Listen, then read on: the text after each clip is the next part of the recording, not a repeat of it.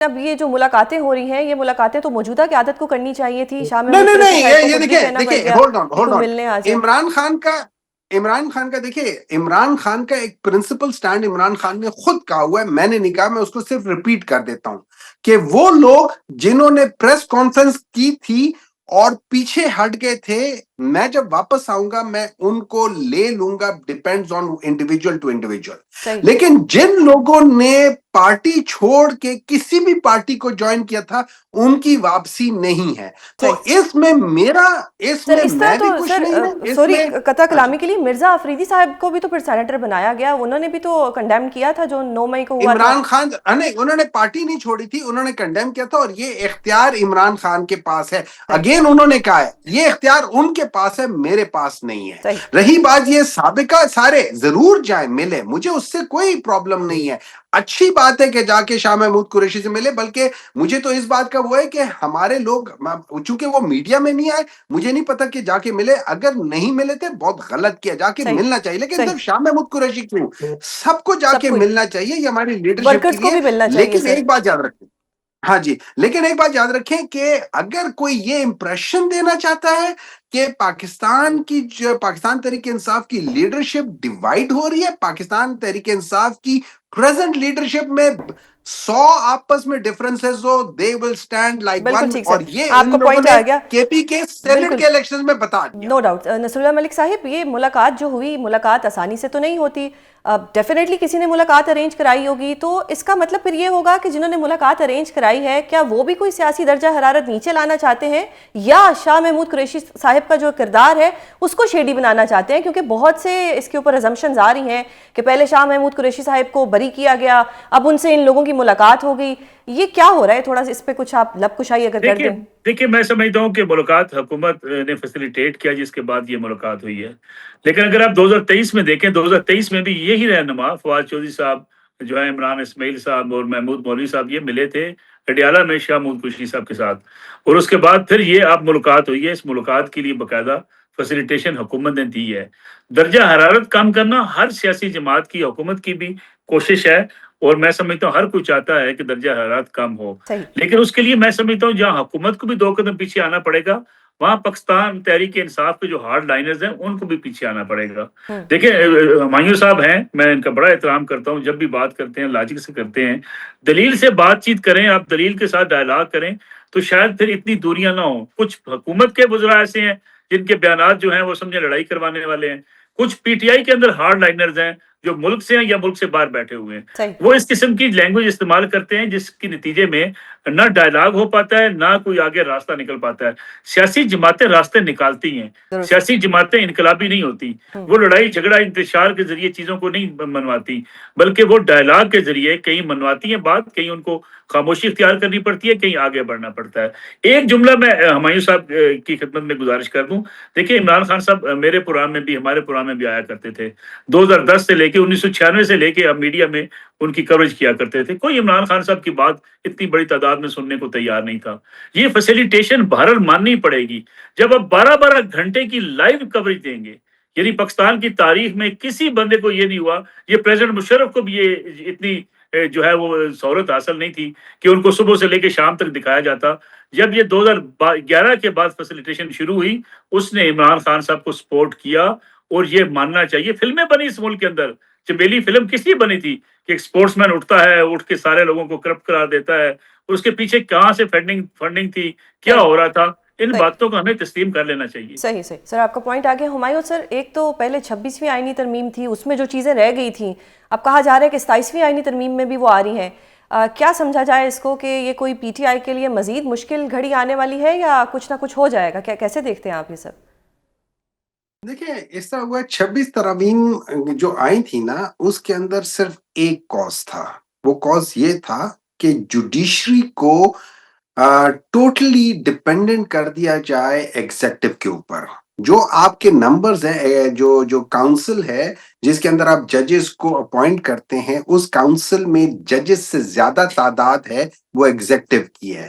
اب دوسری چیزیں کر کے تو انہوں نے ٹوٹل इनकॉम्पिटेंट कर दिया जुडिशरी को, और आज जुडिशरी डिपेंडेंट है, मतलब उसका उनकी जो प्रमोशंस है, उनकी रिमूवल है, उनकी मूवमेंट है, that is all controlled by the executive. So now this judiciary is executive judiciary. पहले पीसीओ के जजेस थे, अब जब एग्जीक्यूटिव के जजेस हैं तो उनको बिल्कुल खत्म कर दिया. 27वीं तरामीम में बेसिकली इसके ऊपर एक और लेयर लेकर आ रहे हैं. वो लेयर ये लेकर आ रहे हैं कि आपके सारे पॉलिटिशियंस, आपके सारे वो लोग जो इंडिपेंडेंटली सोच वाले हैं, वो लोग जो ये समझते हैं कि पाकिस्तान के अंदर डेमोक्रेसी होनी चाहिए या उसके लिए वो अपना स्टैंस लेकर रखते हैं, उनको हटाना है. इस मुल्क में अनफॉर्चुनेटली मुझे ऐसे लग रहा है जैसे मार्शल लॉ या एक अथॉरिटेरियन रिजीम को वो लेजिटिमाइज करने के लिए इन दो तरामीम को लेकर आ रहे हैं. और ये सारी की सारी चीजें पाकिस्तान तरीके इंसाफ के खिलाफ नहीं है.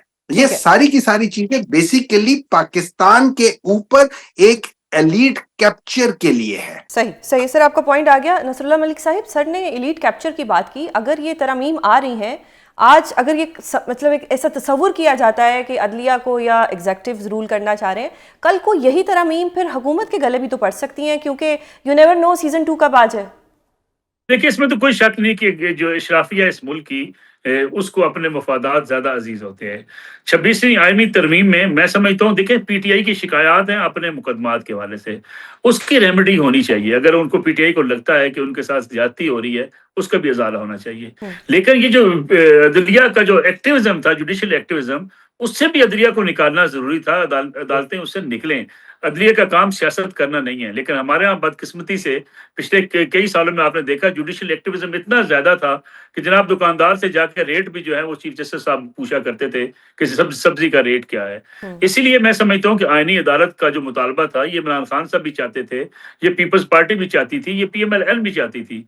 हाँ, रही बात ये कि पीटीआई को जिन अपने मुकदमात के हवाले से चीजों पे एतराज है, उसकी रेमेडी बहरहाल इंसाफ और कानून के मुताबिक होनी चाहिए और ये पीटीआई को मुतमिन किया जाना चाहिए. दूसरी बात, मैं आखिरी जुमला कह दूं, जो 27वीं तरमीम की बात हो रही है, मेरे ख्याल में जो 18वीं तरमीम में कुछ मामलात रह गए थे, क्योंकि वफाक को मजबूत करना बड़ा जरूरी है, और 18वीं तरमीम के हवाले से खदशात जो है उसका इजहार पीटीआई भी करती रही है. और मेरे ख्याल में अगर उसको शामिल किया जाता है, एनएफसी को शामिल किया जाता है, तो आइन और कानून में तरमीम करना, अगर उसकी जरूरत मस्बत हो और नेक नीति हो, तो कर लेने में कोई हर्ज भी नहीं है. सही. हुमायूं सर, कल इख्तियार वली साहब ने एक प्रेस कॉन्फ्रेंस की, बाद में फैक्ट चेक से पता लगा कि वो जो क्लिप दिखा रहे थे वो तो कोई पुराना क्लिप था. कैसे देखते हैं आप इस प्रेस कॉन्फ्रेंस को? देखिए, इस तरह ये है कि सबसे पहले तो इख्तियार वली साहब is not a credible person. ठीक है, I am sorry, I am saying it on the television, I do not believe. उसकी वजह है जब आप एक इस किस्म की जुबान एक ऐसे शख्स के बारे में बात करते हैं जो कि ग्राउंड लेवल से वो पॉलिटिक्स में है और स्टूडेंट लेवल से होते हुए वो पहले एमपीए बना, फिर उसके बाद मिनिस्टर बना 2-3, और फिर चीफ मिनिस्टर बना, और आप उसको उसके इलेक्शन से पहले जिस किस्म की आप बात करते हैं, that shows your mindset, and I do not agree with that mindset. मैं समझता हूँ उनकी क्रेडिबिलिटी नहीं होती है. नंबर 2, जो उन लोगों ने सारी बातें की उस लिहाज से की है, मेरे लिहाज से बाज दफा इस किस्म के लोगों की बातें ना सुने तो आप ज्यादा फायदे में रहेंगे, और ये नुकसान पीएमएलएन को अपना है. इस किस्म के लोगों की वजह से वो लोग शायद में हो सकता है मियां शहबाज शरीफ या नवाज शरीफ खुश हो जाए, लेकिन इस किस्म के लोगों की, और ये किसी भी पार्टी में, जैसे नसरुल्लाह साहब ने पहले साहब कहा था, ये वो लोग होते हैं जो ओवरऑल उस पार्टी को नुकसान देते हैं, इस किस्म की चीजों को नुकसान देते हैं. इन लोगों से, जैसे इमरान खान ने उन वो लोगों को निकाल दिया था फौरन, इन किस्म के लोगों को निकाल देना चाहिए. सर, आपका पॉइंट आ गया. नसरुल्लाह मलिक साहिब, क्या कहेंगे आप कि उन्होंने एक प्रेस कॉन्फ्रेंस की और वो फिर पता लगा कि वो जो वीडियोस चलाई गई वो तो पुरानी वीडियोस थी. How do you see this? देखिए, मेरे ख्याल में यही सियासत दानों की गलतियां हैं. अगर आप किसी पे तनकीद भी करें तो एक तो आप वैलिड रीजन के साथ करें. दूसरी बात यह है कि अगर आपके पास सबूत नहीं है और महज आप मुखालफत करना चाहते हैं, तो ये भी दुरुस्त अमल नहीं है. सोहेल अफरीदी साहब से आप इख्तिलाफ कर लें, लेकिन किसी सॉलिड रीजन पर आप इख्तिलाफ करें. आप उनके जो है उनके इंतखाब के ऊपर, उनको पार्टी ने नामजद किया, پارٹی کے اراکین اسمبلی نے ان کو ووٹ دیا, وہ الیکٹڈ وہاں کے چیف منسٹر ہیں.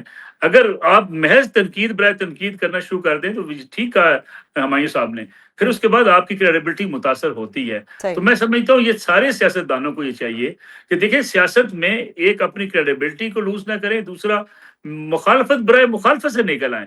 اگر آپ اس ملک میں ایک اور آخری جملہ میں کہہ دوں, بدقسمتی یہ ہے کہ اپوزیشن ہو یا حکومت ہو, اپوزیشن جائز تنقید نہیں کرتی حکومت کے اوپر, حکومت کی موجیں لگ جاتی ہیں, اور حکومت جو ہے وہ جائز تنقید نہیں کرتی اپوزیشن کے اوپر, ان کو پذیرائی ملتی ہے.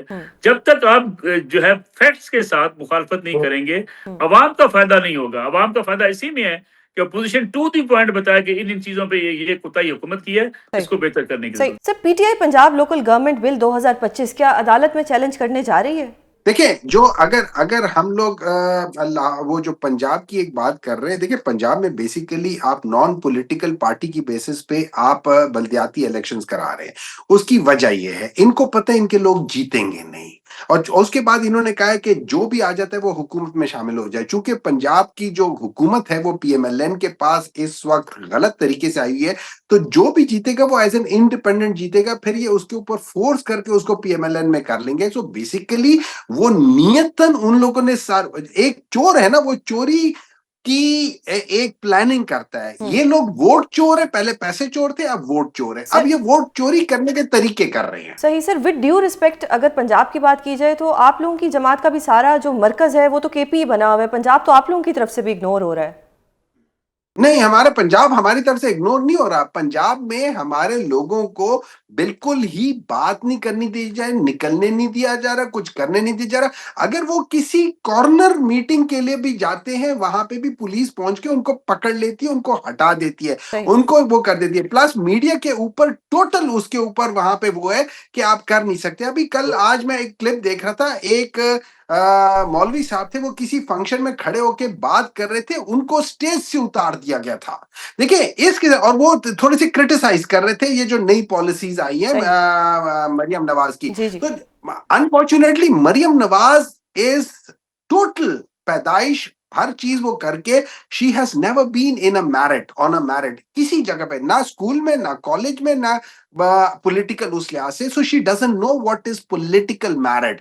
سو دیٹ از وائی اب وہ اس کو ٹوٹل انڈورس کر رہی ہے ٹورڈز ٹوٹل اتھارٹیرین رجیم کی طرف. صحیح سر, آپ کو پوائنٹ آ گیا. نصر اللہ ملک صاحب, پنجاب میں اسموک بہت زیادہ ہو گئی ہے. مریم اورنگزیب صاحبہ نے کہا کہ ماسک لگائیں, سلنڈرز اپنے گھر میں رکھیں. سر ماسک کے پیسے کہاں سے آئیں گے غریب بندے کے پاس؟ ادھر تو کھانا پکانے کے لیے سلنڈر کے پیسے نہیں ہیں, تو سانس لینے کے لیے سلنڈر کے پیسے کہاں سے آئیں گے؟ یہ بات درست ہے, چیلنج بہت بڑا ہے. اسموک چونکہ آپ کا کلائمیٹ چینج ہے, اس میں سمجھتا ہوں کہ ہم جو ہے حکومت کو بھی اور عوام کو بھی تعاون کرنا چاہیے. دیکھیں آپ لاہور سے باہر نکلتے ہیں, چند کلومیٹر کے فاصلے پہ آپ کو جا کے لگتا ہے کہ اسموک جو ہے وہ وہاں پہ موجود نہیں ہے. اس لیے یہ جو رپورٹس بعض اوقات آتی ہیں, دلی سب سے زیادہ جو ہے متاثر ہوتا ہے, لاہور سب سے زیادہ متاثر ہوتا ہے.